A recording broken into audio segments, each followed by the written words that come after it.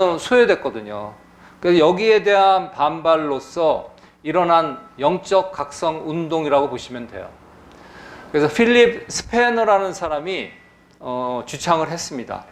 이 사람은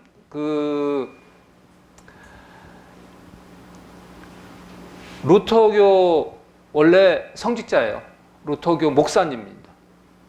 그래서 이 프로테스탄트에서 나온 경건주의 운동은 원래 이름은 파이어티스틱 루터레니언이즘. 그래서 루터교의 일부인데 경건주의를 강조하는 루터교. 그래서 루터교의 서브셋이에요. 루터교하고 전혀 다른 게 아닙니다. 이거에 대한 반발로 나왔던 거죠. 그래서 루터의 성경 중심의 사상에 신자들의 개인적인 경건 생활 활동을 강조했던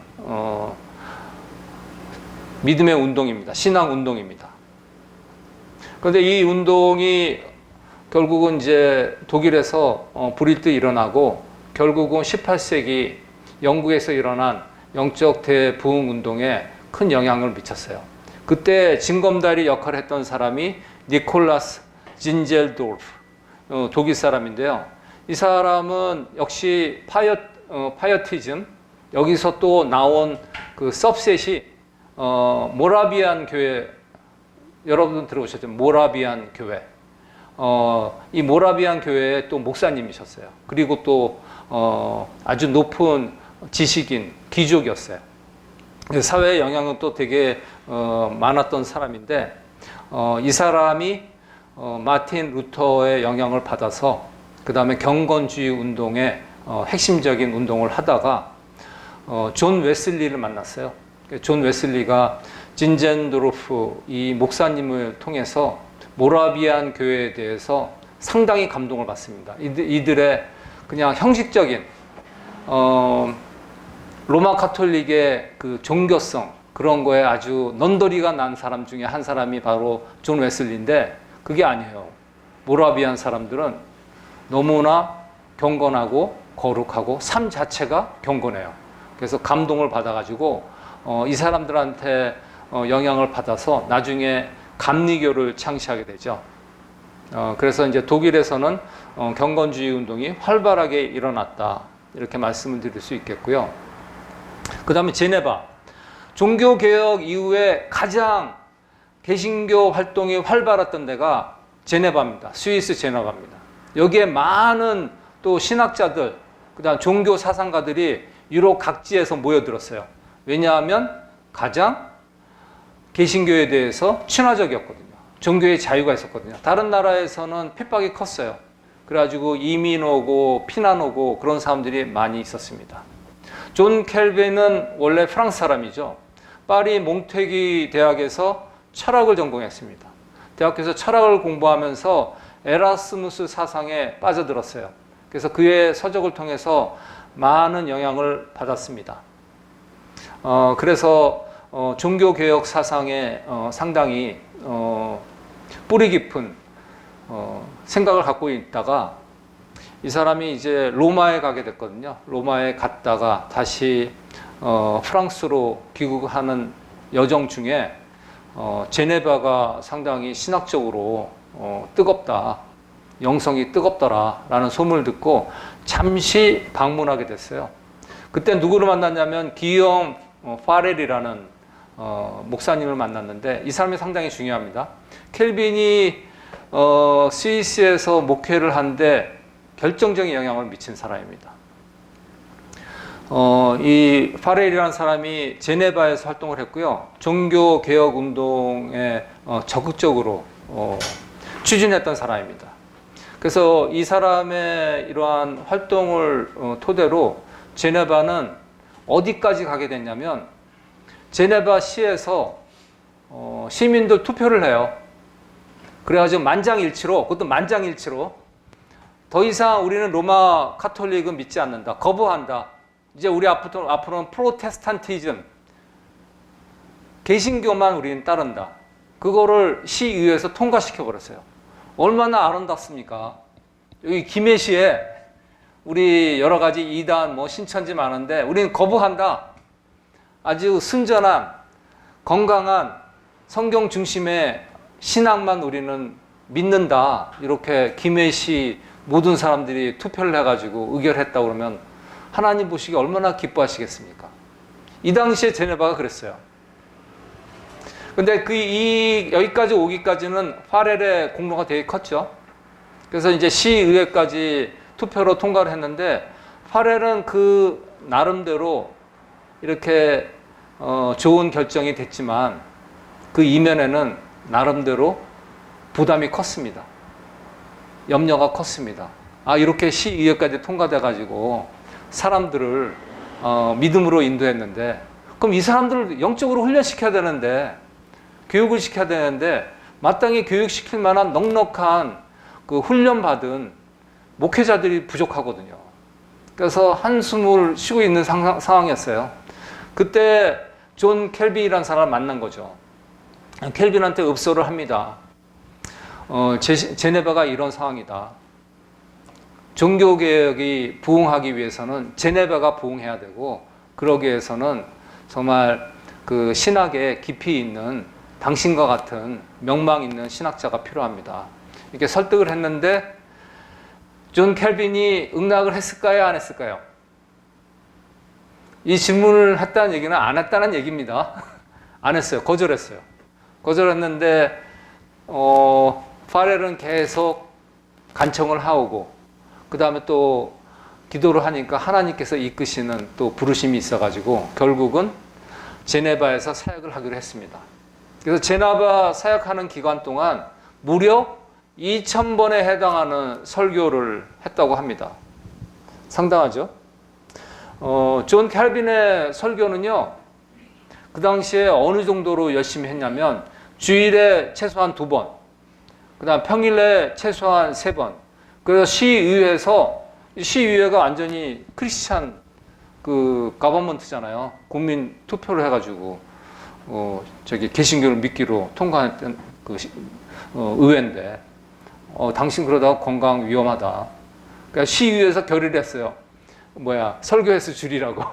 그럴 정도로 설교에 매진을 했습니다.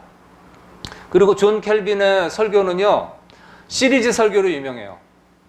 그래서 한번 토픽을 정하면 한번 끝나지 않고요, 계속 몇 주에 이어서 계속 그 시리즈 설교를 합니다. 어느 정도였냐면 그 신명기에 대해서 설교를 하는데 1555년 3월에 시작해가지고 1556년 7월에 끝났어요. 그러니까 무려 17개월, 18개월 동안 신명기 설교에 대한 쫙 한 거예요. 그 정도로 시리즈 설교로 유명합니다. 스코틀랜드에서는 이제 존 녹스, 여러분도 잘 아시는 장로교의 창시자 존 녹스가 그 활동을 했는데요. 여러 각국에서 박해가 있었다고 그랬죠. 종교 개혁이 그렇게 그 호락호락하게 그냥 쫙쫙 뻗어가지는 않았어요. 나라마다 국가 종교 카톨릭이 있잖아요. 제재가 있었고, 그다음 영국에서도 카톨릭에서 분파됐지만 카톨릭하고 성향이 똑같거든요. 교회 체제도 똑같고 예배 형식도 똑같고 영성도 같고 이름만 달라요. 그래서 이제 그 국왕으로부터 국가교회로부터 핍박을 많이 받죠.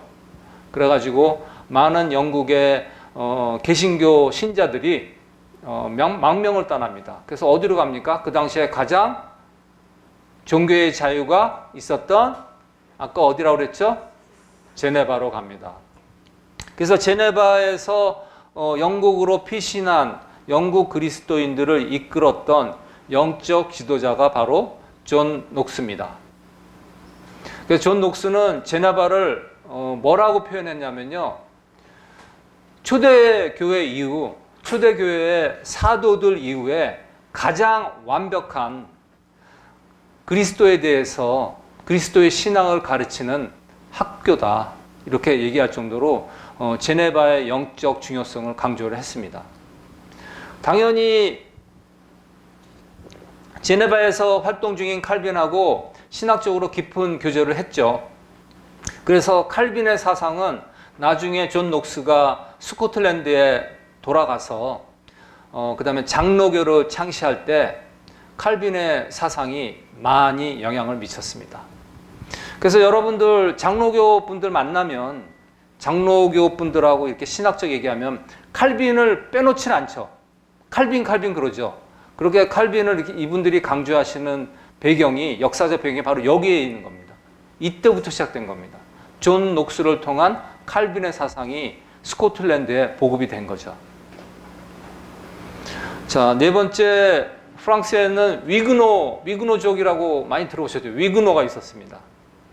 위그노는 정의한다면 켈빈의 종교 개혁 정신에 영향받은 프랑스의 프로테스탄트 켈빈파 교도들, 이렇게 얘기할 수 있습니다.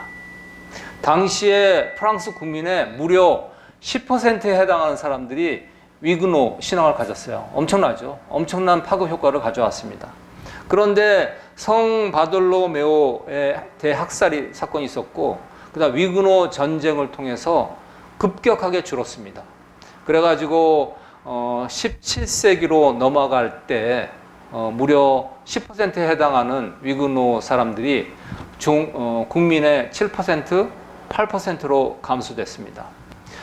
성 바돌로메오의 그 학살, 성 바돌로메오의 그 축일이 있어요. 성 바돌로메오를 축하하는, 이 사람의 탄신을 축하하는 축일인데 상당히 기쁘고, 그 다음에 그 페스티벌을 즐기고 그러는 날이거든요. 그러니까 많은 사람들이 안식을 누리고 평화를 누리고 이렇게 그 마음을 두고 있을 때 기습적으로 카톨릭 교도 사람들이 무력을 동원해가지고, 군사들을 동원해가지고 신교 사람들을 살인합니다. 무자비하게 처참하게 살인을 합니다. 지금 여기 그림에 보이는 곳이, 여기 성이 있죠. 이 성이 파리의 르브르 성입니다. 왕궁입니다. 지금 르브르 성 앞에 르브르 박물관이 있고 뭐 그런데 엄청나게 번화해요. 지금 파리 한번 가보시면 뭐 큰 4차선, 8차선에 뭐 큰 회사들 많고 큰 건물들 많고 정신 없거든요. 근데 지금의 상황에서 상상이 안 되는, 이때 이렇게 평화로웠어요. 농부들 농사 짓고, 과수원에서 과수원지기 하고, 그 다음에 가축들 키우고, 이렇게 평화로운 농촌 마을이었거든요. 이 지역이 피로 물들은 겁니다. 파리에만 3,000명이 대학살당했어요. 그 지방에서는 1만 명이 죽었다고 합니다.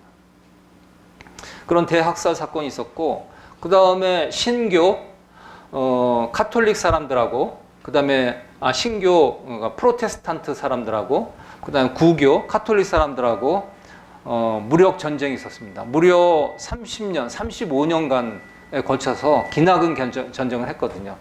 그러면서 위그노를 믿는, 위그노를 따르는 사람들의 숫자가 많이 감소가 되었죠.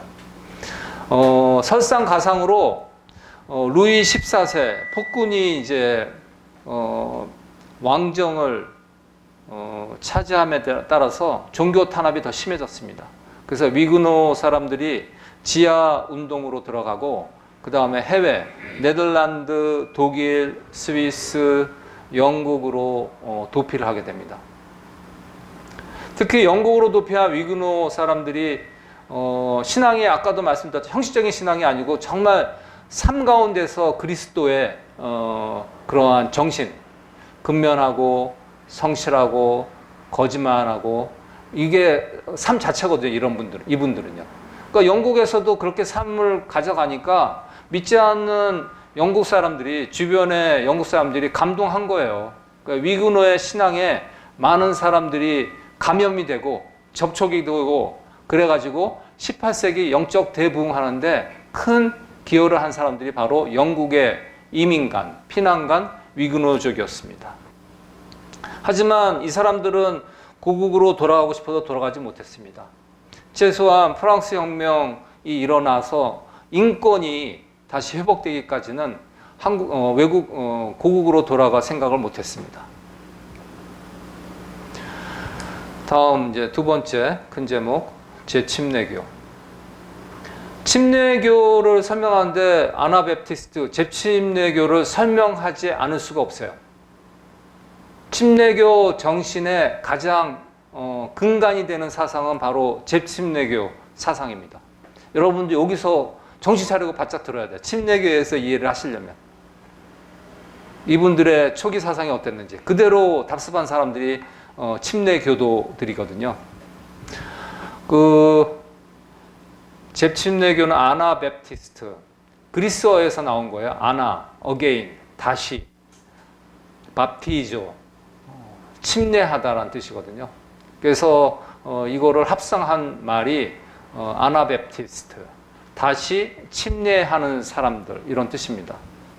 그런데 재미있는 건요, 이 아나베프티스트 사람들이 자신들을 칭한 이름이 아니에요. 역으로 이 사람들을 반대하고 압제하고 핍박하는 반대자들이 이 사람들을 조롱하기 위해서 만든 별명이에요. 아, 저 사람들 침례 강조하는 사람들, 말만 하면 침례. 그러니까 침례 또 해라 그래가지고 만든 이름이 바로 아나베프티스트입니다. 이 사람들이 제침례, 다시 우리 한번 침례해야 돼. 그렇게 해석하시면 안 돼요. 우리는 보통 이거 이름만 이게 보고 그렇게 쉽게 말씀하시는 신학자들도 많아요.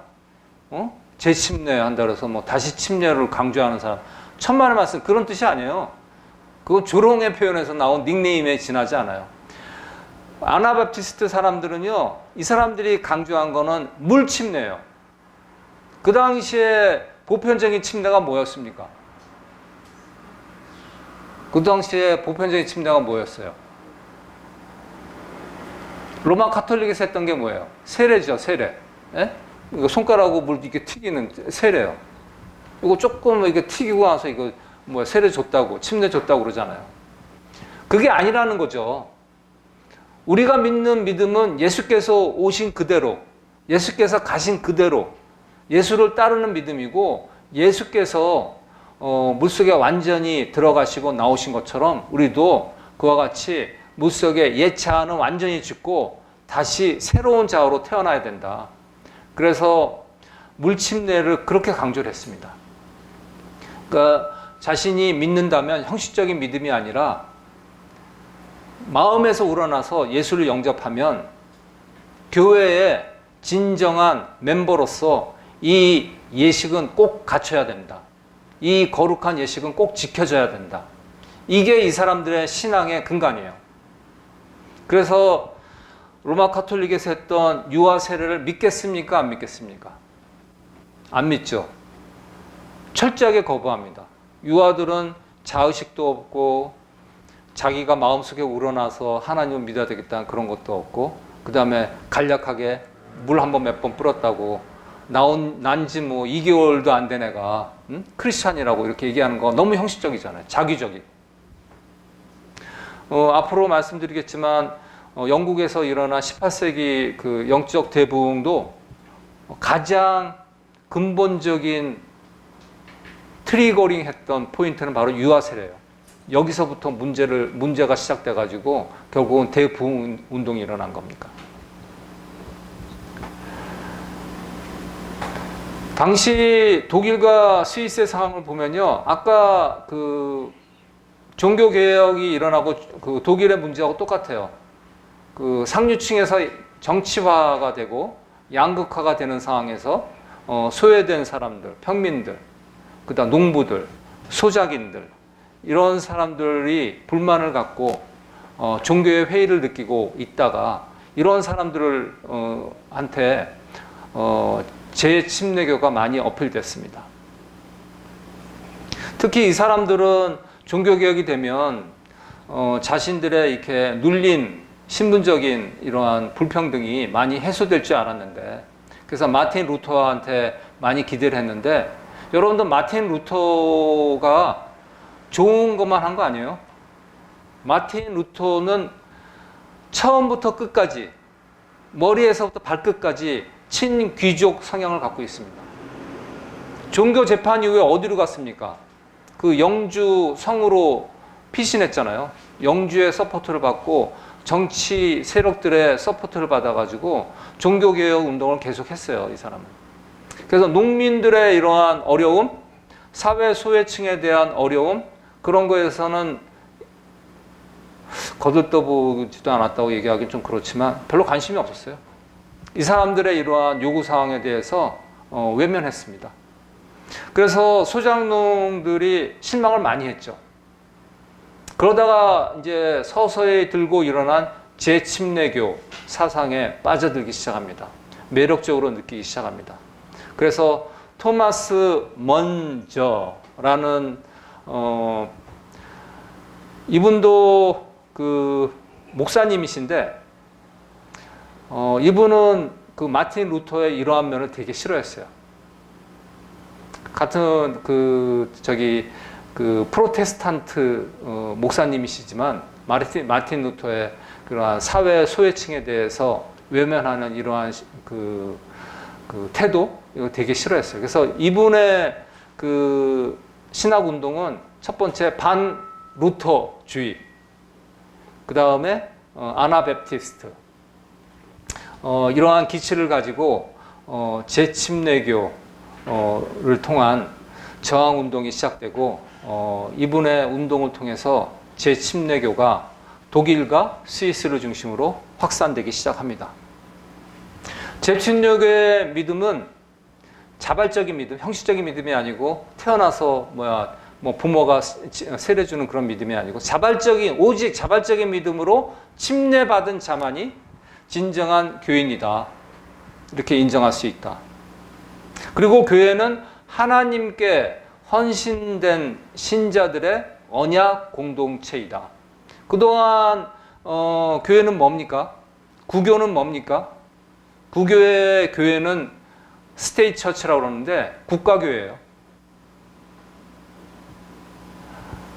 나라가 크리스찬 국가니까, 카톨릭 국가니까 그 나라의 백성으로 태어나면 그 나라 백성이 되는 거 아니야. 프랑스에 태어나면 프랑스 국민, 이태리에서 태어나면 이태리 백성 되는 거 아니야. 이태리 백성과 됨에 동시에 크리스찬이 되는 거예요. 그게 그 국가교회에서의 크리스찬의 속성입니다. 더 전문적으로 얘기하면 그거를 지역 교회라고 그러나 테리토리얼 처치라고 합니다. 그 지역에 태어나면 그냥 교인이 되는 거예요. 이러한 문제에 대해서 심각하게 반대를 하죠. 아나베프티스트들은요. 그래서 로마 가톨릭은 따라서 타락한 교회다 이렇게 간주합니다. 교회 직분에는 목사님, 장로님, 평신도 이러한 위계가 없습니다. 저번 주 시간에 루터의 교회론 얘기했죠. 마틴 루터나 그의 동료의 멜랑 히튼이 주장한 게 뭡니까? 교회의 주인은 회중이다. 높고 낮음이 없다. 그 사상하고 연결됩니다. 그리고 세상 모든 이에게 복음을 전파해야 되는 성도의 의무를 강조합니다. 따라서 고난과 순교는 성도가 당연히 받아들여야 될 성도의 본분이다. 이렇게 얘기합니다. 참 아름답지 않습니까? 하나하나 주옥 같은 믿음 아닙니까? 이거 참 어려워요. 우리가 받아들이기가. 근데 정말 중요합니다. 예수님께서 너무나 많이 강조한 얘기입니다. 어떤 거냐면 평화주의, 패시피즘, 평화, 화평, 용서를 강조하는 믿음입니다. 마태복음 5장 39절, 40절 뭐라고 적혀져 있나요? 누군가 내 왼뺨을 때리면 오른뺨을 돌려대고 누군가 너의 겉옷을 달라고 그러면 너의 속옷까지 주어라. 베드로전서 2장 19절은 뭡니까? 너희가 억울하게 고난을 당해도 누구 생각함으로? 하나님의 생각으로 참으면 하나님 보시기에 아름다우니라. 이 믿음이 뿌리속 깊이 박혀 있어요. 이 사람들은. 그래서 참는 게 은혜다. 용서하는 게 은혜다. 용서하는 게 영성이다. 이 믿음이 있습니다. 여러분 잘 아시잖아요, 이거. 근데 쉽습니까? 나를 당장 해코지하고 나에게 해를 가하는 사람에게 용서를 하고 오른뺨마저 돌려댈 수 있습니까? 그 이분들은 그랬어요. 실제 실화가 있습니까? 그 더크 윌렘이라는 네덜란드 제침내 교인인데요. 저번 시간에 루터가 종교 재판 받고 직후에 뭐가 됐죠? 유죄가 됐죠. 유죄가 해가지고 아울로 이렇게 찍히면 이 사람은요, 이렇게 레이블이 찍히면 길가에 돌아다니다가 어떤 사람한테 잡히거나 그러면 감금당해도 괜찮고요. 감금해도 죄가 아니에요. 어떤 사람이 칼로 찔러서 죽여도 죄가 아니에요. 맞아도 죄가 아니에요. 그러니까 그 나라한테 이렇게 그 범법자로 찍히는 사람은 길가에 돌아다닐 수 없어요. 그래서 마틴 루터가 어디로 갔습니까? 영주, 자기를 후원한 영주성에 거기서 피난 갔잖아요. 근데 이 사람도 똑같아요. 아울로로 찍힌 사람들이에요. 그래서 이 사람들도 길거리에 함부로 못 돌아다녀요. 이 사람들을 쫓아다니는 사람들이 있어요. 죽이려고, 감금하려고. 그런 사람들을 뭐라 하면 체이서, 추격자들, 그런 사람도 있거든요. 이 더크 윌렘이 겨울에 추격자들의 맹추격을 받습니다. 막 도망갑니다. 왜 잡히면 죽거든요. 그러다 이 그림에 그 호수가 얼어붙었거든요. 그래서 거기를 뛰다가 뒤에 쫓아오는 그 체이서가 물에 빠졌어요. 그러니까 죽게 됐어요. 그때 이 사람은 어떻게 했을까요? 뒤에 이 원수가 죽어가는 걸 보고 평화와 화평과 용서에 신앙을 갖고 있는 이 사람이 가던 길을 멈추고 돌아서서 이 물에 빠져서 죽어갈 이 원수 같은 사람을 구합니다. 그 다음에 어떻게 됐을까요? 이 구해진 사람의 손에 잡혀서 감금돼서 모진 고문을 당하고 나중에 죽습니다. 이게 바로 제침내 교인들의 믿음이에요. 그 다음에 종교와 정치의 완전한 분리를 주장합니다. 어느 정도로 결백하냐면요, 제침내 교인들은 공직에 들어가면 안 됩니다. 공무원 되면 안 돼요. 왜냐하면 거기에는 첫 번째 이유가 있어요. 나라는 그 공직에 있는 사람은 어떨 땐 폭력을 사용해야 되잖아요. 죄 지은 사람 어떻게 해요? 뭐 매로 다스린다든지 뭐 그러죠. 살인한 사람 어떻게 해요? 사형에 처할 수도 있잖아요. 그런데 그런 결정하면 안 된단 말이에요. 이 사람들 믿음을. 그러니까 두 번째는 이 사람들의 주인은 누구예요? 예수 그리스도. 예수 그리스도만 믿어야 되는데 공직에 들어가면 어떻게 선서해요? 나라에 충성하기도 선서하고 그 다음에 국왕에 충성하기도 선서하고. 근데 이 사람들은 그 국가를 그 세속적인 집단으로 봤거든요. 때묻지 않을래야 때묻는 그러한 집단으로 봤기 때문에 순전한 예수 그리스도를 믿는 믿음을 온전히 지킬 수 없다. 그래서 공직을 금지합니다. 법정에서 선서하면 안 됩니다. 세 번째, 가톨릭의 개혁입니다. 가톨릭이 이제 계속 스포트라이트에서 벗어나죠. 위기의식을 느껴서 안 되겠다. 우리도 개혁해야 되겠다. 그래서 개혁을 하게 됩니다. 그 개혁에 불을 당긴 집단이 뭐냐면 1534년에 창설된 예수교, 영어로 제수이트라고 하는데 창설이 됐죠.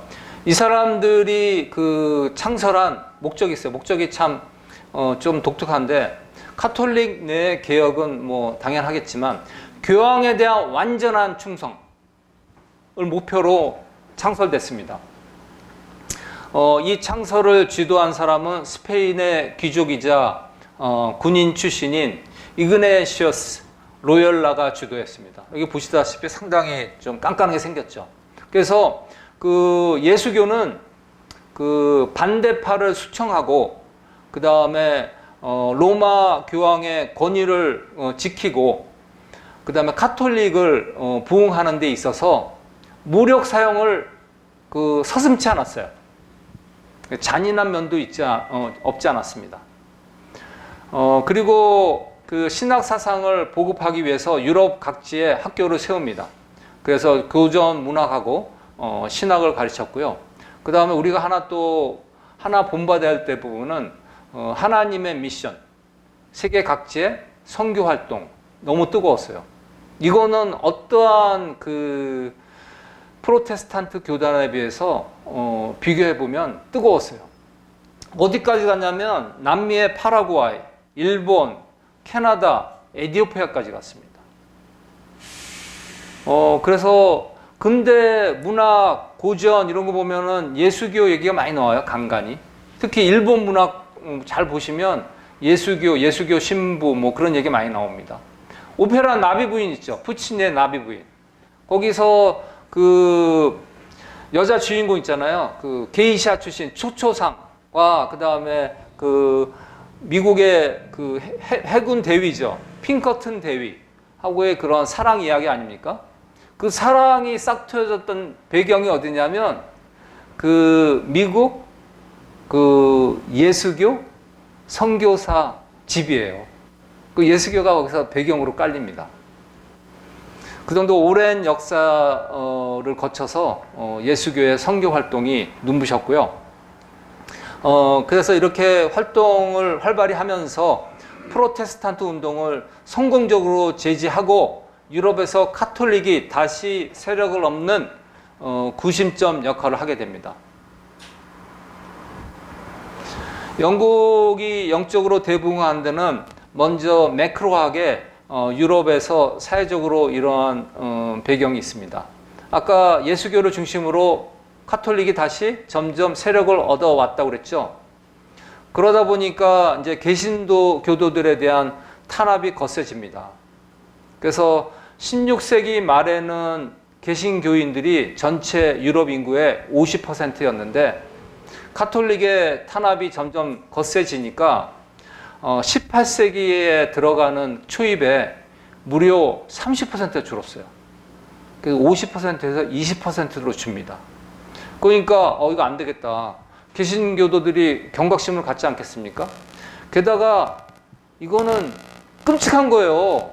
부패, 그 다음에 형식적인 신앙생활, 강압적인 종교생활, 이걸로 상징되는 카톨릭이 다시 세력을 얻어?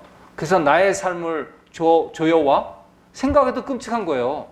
그래서 이러한 경각심 속에서 반카톨릭주의, 반국가교회주의가 이제 하나씩 거세게 일어나기 시작합니다. 그 다음에 이제 영국 자체적으로는요, 영국에서도 반국가교회 운동이 시작됩니다. 카톨릭은 아니지만 이름만 바뀐 거죠. 카톨릭과 같은 체제거든요. 성공회, 그 처치 오브 잉글랜드가 있었고요. 처치 오브 잉글랜드도 마찬가지로 탄압이 거셌거든요. 그래서 이러한 탄압에 반대하면서 그 성공회에서 나와야 되겠다. 반대하는 의견들. 그래서 반대주의자, 디센터즈.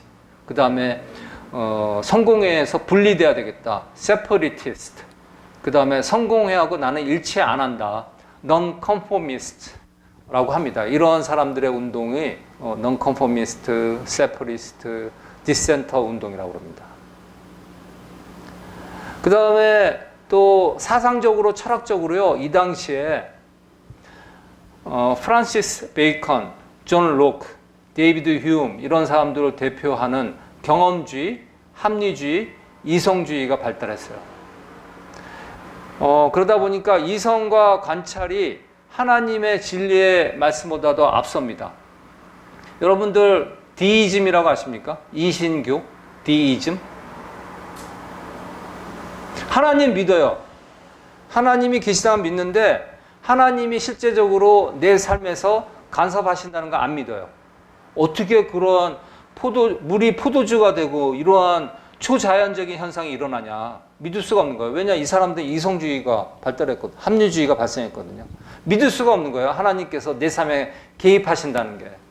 그게 바로 디이즘, 이신론입니다. 지금도 있어요. 여러분들도 거기에 있는 사람들이 있어요.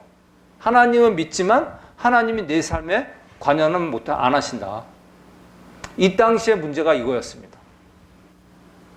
그래서 이분 침례교 목사님인데 존 길, 상당히 그 영향력이 많았던 이 당시에 침례교 신학자입니다. 이분이 로마 교황 시청, 그다음 로마 카톨릭, 그다음에 성공회가 이제 세력을 얻으니까 반대로 프로테스탄트 교회가 위축이 됐죠. 프로테스탄트 교회의 위축과 그다음에 눈에 보이는 현상에 좌지우지되는 이성주의, 합리주의로 영향받은 영적인 쇠퇴가 우리 프로테스탄트들을 좌절시키고 있다. 이렇게 낙심을 합니다. 탄식을 하는 글을 썼습니다. 이러한 영적 경각심 속에서 참 진리의 선포와 영혼 구령에 대한 책임감에서 나온 것이 영적 대부흥운동입니다. 뭐라고요? 어디서 나왔다고요? 참 진리에 대한 선포, 영혼 구령에 대한 진지한 책임감. 여러분, 이게 있어야 됩니다. 우리 어딜 가든지 내가 목회자든 평신도든 하나님께서 주신 참 진리, 어딜 가든지 때를 얻든지 못 얻든지 선포하리라, 전하하리라. 이게 있어야 됩니다. 두 번째, 주님께서 주신 말씀 가지고 내가 받은 은혜의 경험 가지고 구령에 대한 열정, 영원 구령을 위한 진지한 책임감에 있어야 됩니다. 이 두 가지가 신자의 증거예요. 내가 교회 다닌다, 주일 생활한다, 주일 예배 매주 다닌다, 헌금한다. 그거 외면적인 표상이고요. 실제적으로 내면에는 이 두 가지가 있어야 됩니다. 이 두 가지의 뜨거운 내적 울부짖음 때문에 많은 사람이 죽음에도 불구하고 18세기에 영국에서 대부흥운동이 시작된 겁니다. 영국만으로 끝인 게 아니라 유럽으로 확산됐고요. 북미, 미국에도 확산됐어요. 북미에는 조나단 에드워드. 이 사람은 나중에 말씀드릴 텐데 조지 위필드가 미국에서 설교를 많이 했거든요. 조지 위필드의 사상적 영향을 많이 받았어요. 그래서 미국에까지도 확산되기 시작했습니다. 홀리클럽. 영적 대부흥 운동하면 두 명의 영적 거장을 우리는 생각할 수 있습니다. 한 명은 존 웨슬리, 한 명은 조지 위필드. 이 두 사람이 어디 출신이냐면 옥스퍼드 대학교 출신이에요. 여기에서 새벽마다 믿음 있는 젊은이들이 모여서 영성 모임을 가졌습니다. 그 클럽이 홀리 클럽이에요. 그래서 그 영국 교회사에 대해서 정평 있는 신학자인 제이 하딩이라는 사람은 그 18세기 영국의 영적 대부흥의 큰 거장들을 산출한 곳이 바로 홀리 클럽이다. 이렇게 얘기합니다.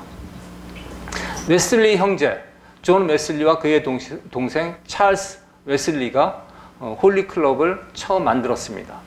그리고 나서 몇 년 후에 찰스 웨슬리의 소개로 조지 위필드가 조인하게 됩니다. 여기서도 마찬가지로 주변에 조롱이 많았죠. 그래서 조롱을 해요. 또 닉네임을 붙여주네요.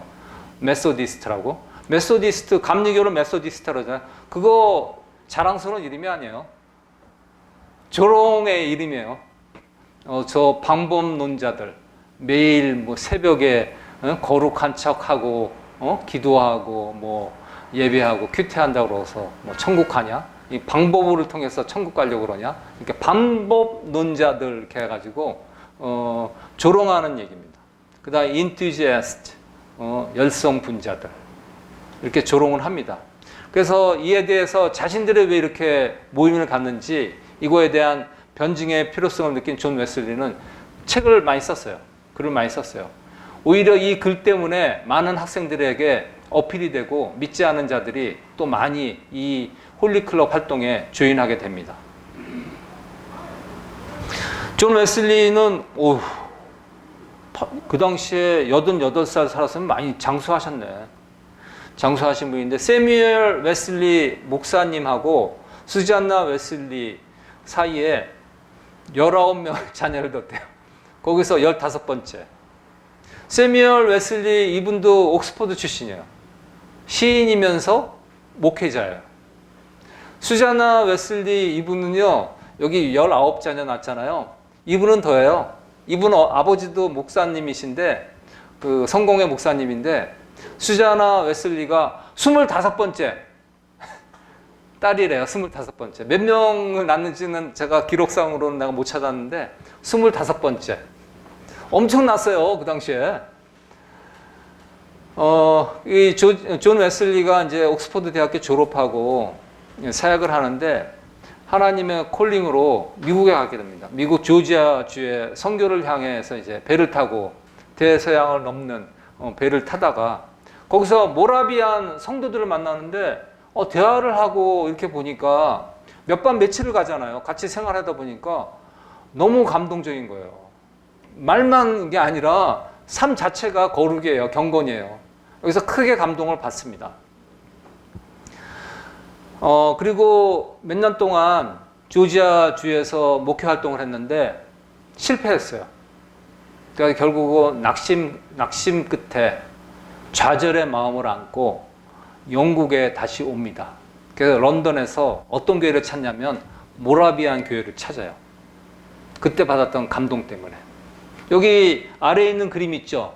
여기가 영국에 처음 세워진 모라비안 교회입니다. 페터 레인이라는 그 장소에 세워진 건데 여기에 정기적으로 출석을 합니다.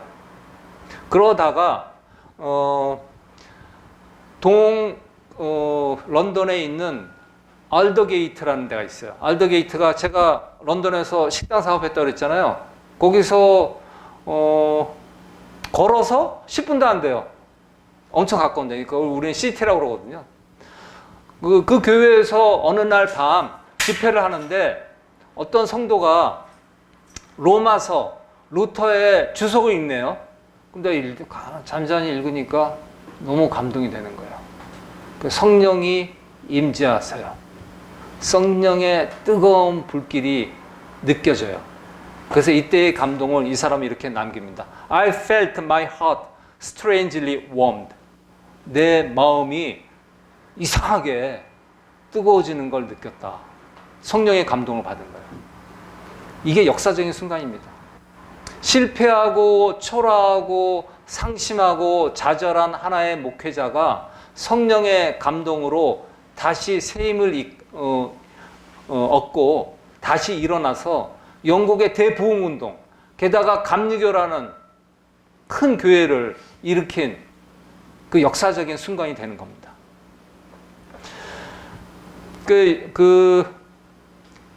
웨슬리가 고백하는데 감리교를 창설할 때 모라비안 교회에서의 경험이 많은 영향을 미쳤다. 그가 교회를 조직하고 예배를 구성하고 영성의 삶, 경건한 삶을 신도들에게 자극을 주고 모티베이션 주는데 모라비안 교회의 영향을 많이 받았다. 이렇게 합니다.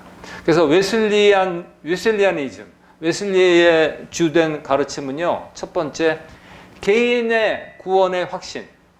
교회에서 당신 구원받았습니다. 이게 아니고요. 내가 개인적으로 하나님과의 개인적인 관계에서 구원의 확신. 그 다음에 하나님의 은혜와 은총에 대한 개인의 경험.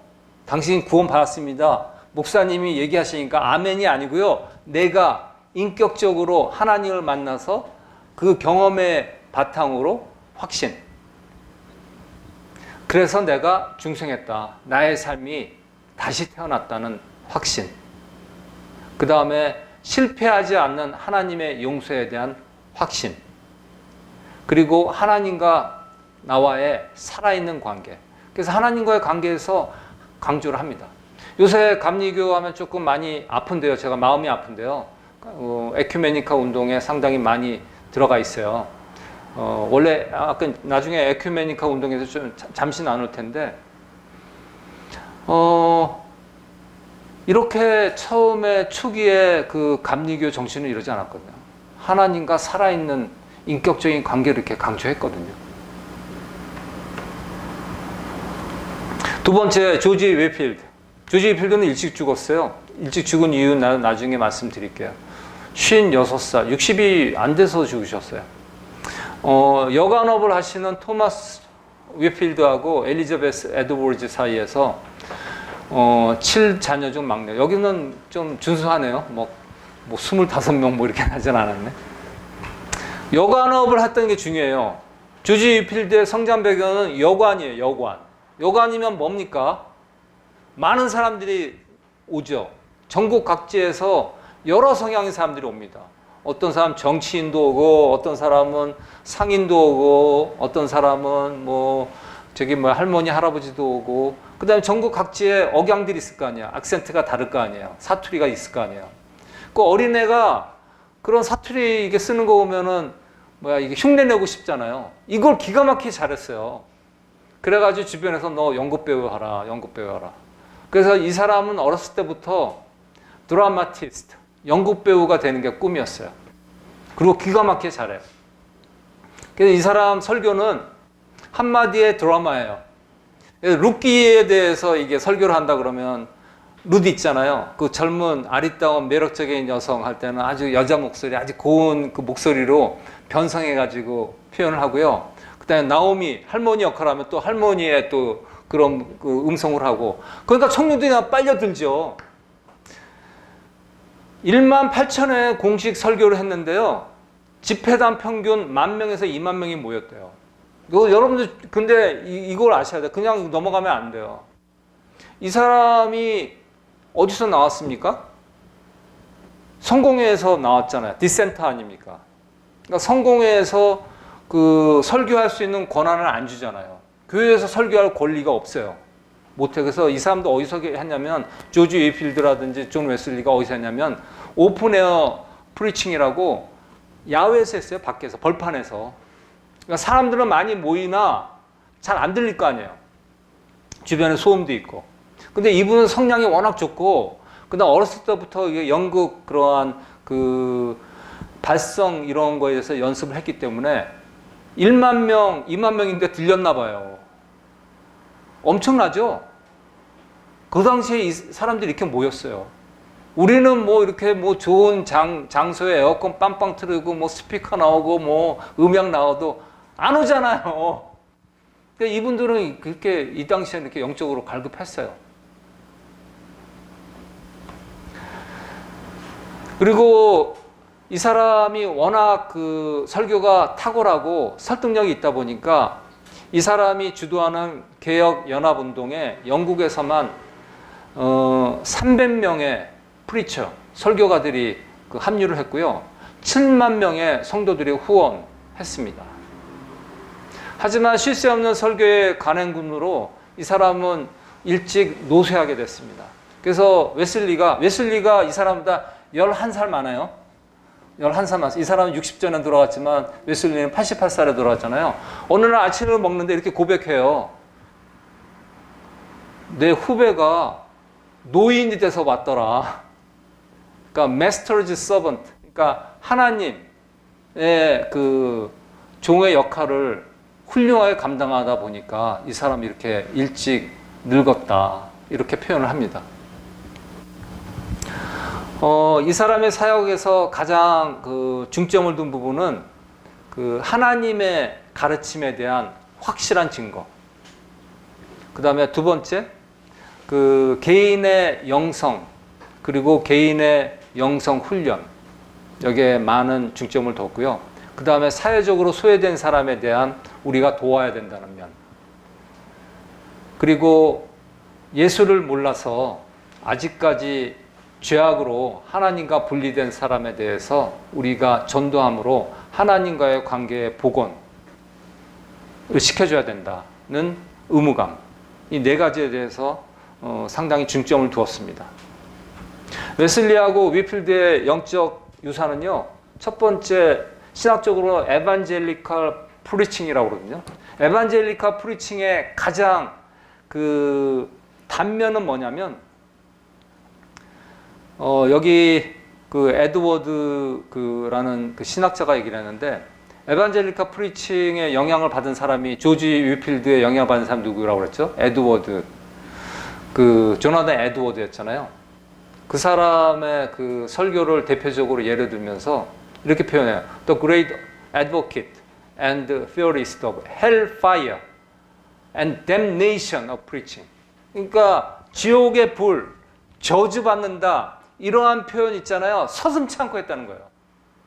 영적 경각심을 심어주기 위해서 당신 지금 예수 안 믿으면 지옥으로 가. 지옥불에 빠져서 영원히 죽어. 저주받아. 우리 이런 표현하면 어떻게 됩니까? 사람들 기분 나빠가지 안 오죠? 근데 이 당시에 에반젤리카 프리칭의 특징이 이거예요. 사람을 기쁘게 하랴, 하나님을 기쁘게 하랴. 하나님 관점에서 하나님의 그 안타까움. 너 지금 예수 안 믿으면, 예수 붙잡지 않으면 지금 지옥불에 너 쏜살 같은 속도로 빨려 들어가. 너 지금 예수 잡아야 돼. 그러한 갈급함을 심어줬습니다. 이게 에반젤리카 프리칭의 특징이에요. 두 번째는 교리와 교단을 넘어선 연합. 아까 에큐메니칼 운동했는데요. 에큐메니즘은 그게 아니에요. 변질된 거예요. 아까 진젤도프 얘기했죠. 파이어티즘 그 목사님, 그 존 웨슬리의 영향을 미쳤던 그 독일의 파이어티즘 목사님. 진젤도프가 처음 만든 개념이에요. 이게 에큐메니즘. 에큐메니즘의 원래의 뜻은 뭐냐면 하나님의 복음의 선포를 위해서 우리 교회는 서로 다르지만 감리교 다르고 침례교 다르고 장로교 다르고 다르지만 연합해야 된다. 지금 세상이 이렇게 지금 발달하고 세속적인 문화와 이성주의 합리주의로 지금 팽배한데 교회가 우리는 아니야, 우리는 너희하고 달라, 우리 교리는 달라, 이렇게 나눠질 때가 아니다. 연합해야 된다. 그래서 하나님의 나라가 확장돼야 된다. 그거 주장한 게 에큐메니즘이에요. 근데 지금 에큐메니카 운동이 어떻게 하고 있습니까? 정치화되고 있잖아요. 쪽수 만들려고 정치하고 있잖아요.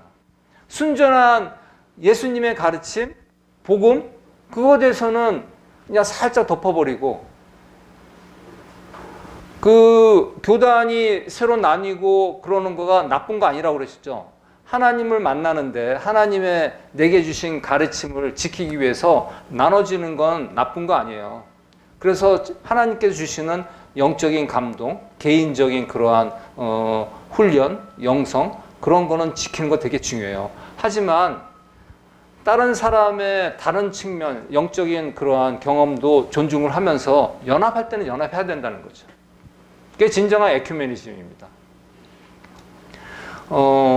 첫 번째, 웨슬리는 거룩한 영성, 끊임없는 영적 성장을 강조했습니다.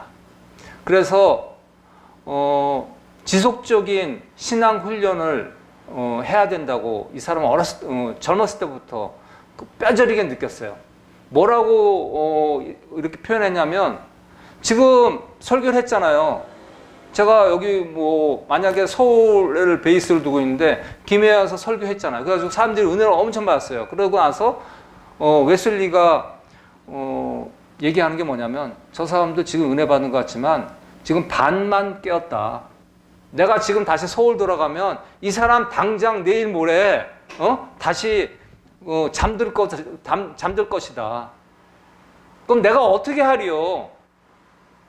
그러면은 체계적인 영적 교육을 시켜줄 수 있는, 훈련시켜줄 수 있는 교회가 생겨야 된다.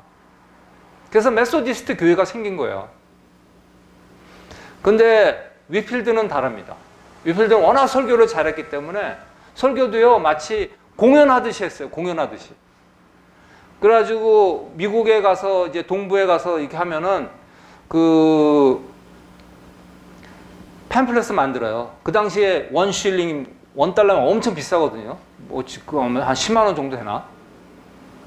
그걸 하면 수만 부가 팔려요. 그러니까 그 당시에는 그 믿음 있는 사람 하나의 엔터테인먼트였어요.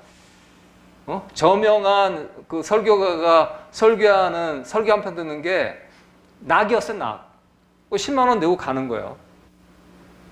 그런 그 목회 활동에 포커스를 맞췄거든요. 그래서 설교의 주제도 영적 각성, 깨워야 됩니다. 그런 쪽으로 많이 했어요. 근데 나중에 이제 후회를 하죠. 이렇게 합니다. 웨슬리하고 비교하면서 My brother Wesley acted wisely. 자기는 현명하게 못했다는 거죠. The souls that were awakened under his ministry. 그래서 그의 미니스트리, 사역 안에 있는 사람들은 항상 깨어 있었다는 거죠. God perceived the fruit of his labor. 그래서 그의 사역의 노력에 의해서 큰 열매를 맺었는데 나는 그거를 간과했다. 그래서 나를 따르는 사람은 뭐라고요? rope of sand. 모래로 만든 로프다. 응? 여기 가서 설교하고 저희 가서 설교하면 열광하고 은혜 받고 그런 것 같지만 남는 게 없다는 거예요. 그럼 그거가 어떠한 그 교회가 되고 믿는 이의 어떠한 거룩한 게더링 오브 피플이 돼서 전도하고 훈련하고 가르치고 이러한 영성 공동체가 돼야 되는데 그게 없다는 거죠. 나중에 크게 후회합니다. 영적 대각성의 운동 첫 번째 에반젤리칼리즘이 생긴 겁니다. 복음주의. 여러분 복음주의 많이 들어봤잖아요. 복음주의의 핵심이 뭡니까? 이번에 이거 확실히 알아두세요. 이건 세계적으로 신학적으로 많은 신학자들이 인정을 하고 공통되게 받아들이는 거예요. 네 가지입니다. 이 개념을 만든 사람은 그 베빙턴이라는 학자인데 신학적으로 많이 알려져 있고 다 인정을 합니다. 첫 번째 컨버지언니즘. 그래서 사람이 내가 예수를 만남으로써 예치 않은 죽고 완전히 새로운 삶으로 거듭났다는 것에 대한 확신. 액티비즘. 하나님과 단절된 죄인이 예수를 만나서 새로운 삶으로 인도될 수 있도록 우리는 당장 활동해야 된다. 전도 활동해야 된다. 액티비즘. 세 번째, 비블리시즘. 모든 하나님의 진리의 말씀은 성경을 근거로 한다. 크루시 센트리시즘. 죄로 단절된 하나님과 인간의 관계는 예수께서 피 흘리신 십자가에 대한 믿음으로 가능하다. 이렇게 네 가지에 대해서 확실한 개념이 있습니다. 이제 정리합니다. 저번 시간에 로마 카톨릭 그리고 로마 카톨릭에서 나온 여러 가지 문제에서 프로테스탄트 교회가 생겼죠. 종교 교역을 통해서. 그래서 프로테스탄트 교회 중에서 루터교가 있었고, 그 다음에 루터의 믿음, 그 종교 개혁 사상을 따라서 켈빈의 사상, 그래서 켈비니즘이 있었고, 켈비니즘의 영향을 받은 신교가 장로교고, 그 다음에 앵글리카니즘, 그러니까 영국 성공회가 있었죠. 영국 성공회에서 디센터, 반대주의자가 나와서 새롭게 개신교로 시작한 데가 감리교, 그 다음에 침례교 이렇게 됩니다. 그래서 장로교, 감리교, 침례교의 공통적인 공통점은 뭐냐면 회중주의예요. 회중주의는 교회의 주인은 국가도 아니고 어떠한 영적 리더 엘리트도 아니고 회중이다. 회중주의가 공통점입니다. 이상 오늘 다뤄야 될 말씀은 다 다뤘고요. 질문사항이나 뭐 언급하시고 싶은 부분이 있으면 말씀해 주시기 바랍니다.